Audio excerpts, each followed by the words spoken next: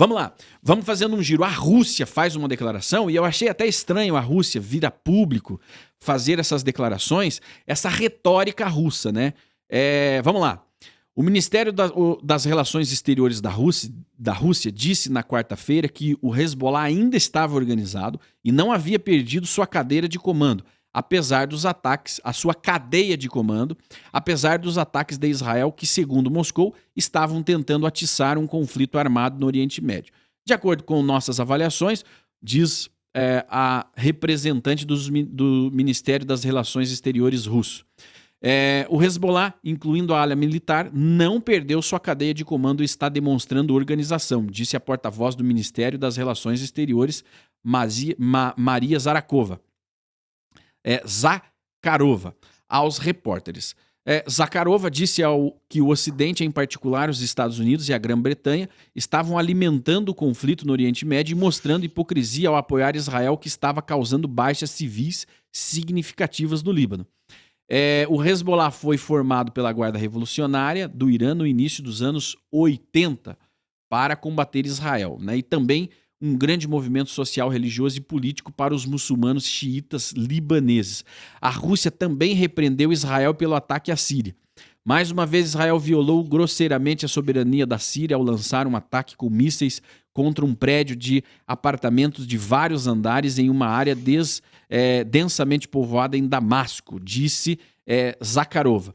É ultrajante que tais ações tenham se transformado literalmente em uma prática de rotina aplicada à Síria, ao Líbano e à faixa de Gaza, disse Zakharova, acrescentando que isso mostra o desejo de Israel de expandir ainda mais a geografia de escala armada na região. Professor, como é que explica isso?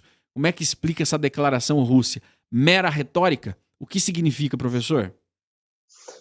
Me parece que o Vladimir Putin também ele vive nessa mesma mentalidade cheirando a mofo. Ele também vive nessa mesma mentalidade cheirando a mofo que o Lula comunga.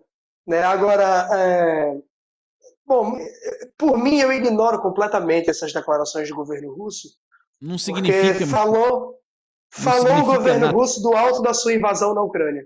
Sabe qual é a moral? Sabe, a gente tem que fazer isso, a gente tem que rir da cara, porque não tem muito o que fazer. Né? Um país que não apresentava qualquer ameaça para a Rússia foi lá, invadiu, está numa guerra até hoje, tá, enfim, sem qualquer justificativa e sem qualquer razão de ser, né? Aquela invasão da Ucrânia. Então, a Rússia não tá com essa bola toda que eles acham que estão, né? Então precisa se enxergar. Quer falar de morte de civil? Vamos discutir o que está acontecendo na Ucrânia. Né? Vamos discutir o que está acontecendo na Ucrânia. Então, eu realmente ignoro completamente o que venha desse entendimento russo, porque é uma hipocrisia. É hipocrisia e é uma mentalidade atrasada. O Vladimir Putin ele foi da KGB, né, que era o Serviço Secreto da União Soviética. Ele também é cria dessa mentalidade que já se esfarelou. E eles ainda não perceberam, né? Estão querendo arrastar o mundo ainda na mentalidade que já apodreceu. Ele precisa, né, sustentar essa Guerra Fria, porque senão ele se torna obsoleto, né? A existência de Putin sem a Guerra Fria é obsoleta.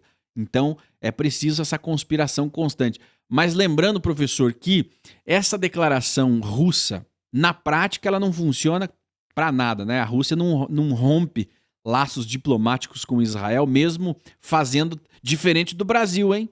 Diferente do Brasil, que rompeu e tirou embaixador. A Rússia não.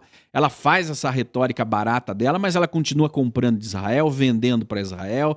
Existem 2 milhões de russos dentro de Israel, com dupla cidadania, bilionários russos ligados ao ramo do gás, ao ramo do petróleo, ao ramo dos fertilizantes, são russos israelenses ou israelenses russos que negociam em toda a Europa. E a Rússia vende armas e compra armas do Irã, né? Não dá para esquecer isso. A Rússia fornece as armas que o Hezbollah usa também, né? Então, uma declaração dessa é uma declaração chechelenta, vagabunda e que não significa muita coisa na prática. É a retórica. Os países são pragmáticos, né? A Rússia ela tem esse pragmatismo aí de, bom, eu preciso sinalizar para os meus eleitores, né, radicais islâmicos, mas também não vou aplicar sanções a Israel, não vou romper diplomacia com Israel, porque eu ganho muito dinheiro de lá e de cá.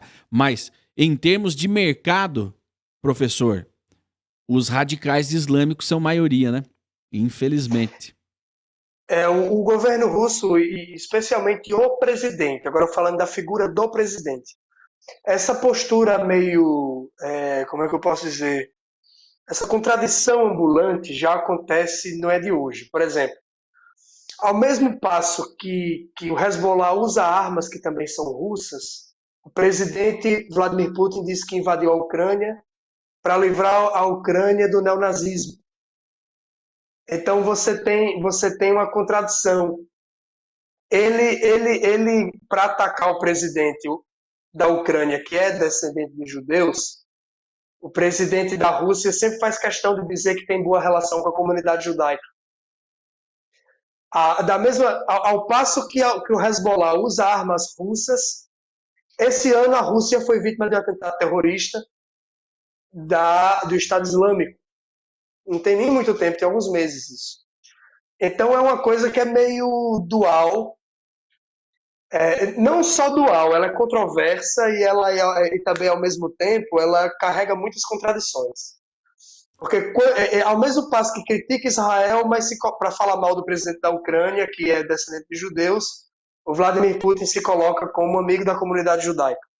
Para defender a invasão russa na Ucrânia, ele diz que está livrando a Ucrânia dos neonazistas. Então, ele é um morde-a-sopra. Que na prática, você diz que na prática não quer dizer muita coisa essa declaração. Eu vou mais além. Não é que não quer dizer muita coisa, não quer dizer nada.